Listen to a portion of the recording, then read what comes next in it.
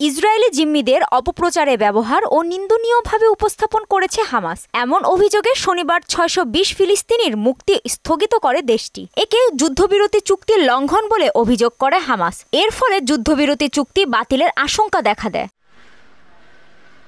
অবশেষে মধ্যস্থতাকারীদের মাধ্যমে আবারও বন্দি বিনিময়ে সম্মত হয় হামাস ও ইসরায়েল। ইসরায়েলি ৪ জন জিম্মির মরদেহ ফেরত দেওয়ার শর্তে স্থগিত করা বন্দীদের মুক্তি দেয়া হবে বলে নিশ্চিত করেছে ইসরায়েল। ৪ মরদেহের একটি মরদেহ বৃহস্পতিবারই হস্তান্তরের কথা জানিয়েছে হামাস।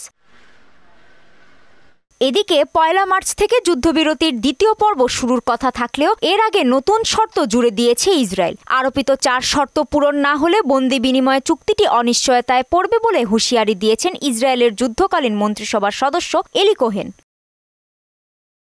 মঙ্গলবার ইসরায়েলি টিভি চ্যানেল কানকে দেয়া এক সাক্ষাৎকারে এ শর্তগুলোর কথা উল্লেখ করেন কোহেন। তবে এই বিষয়ে এখনও হামাসের প্রতিক্রিয়া জানা যায়নি। কাজী শাহরিন, মোহনা সংবাদ।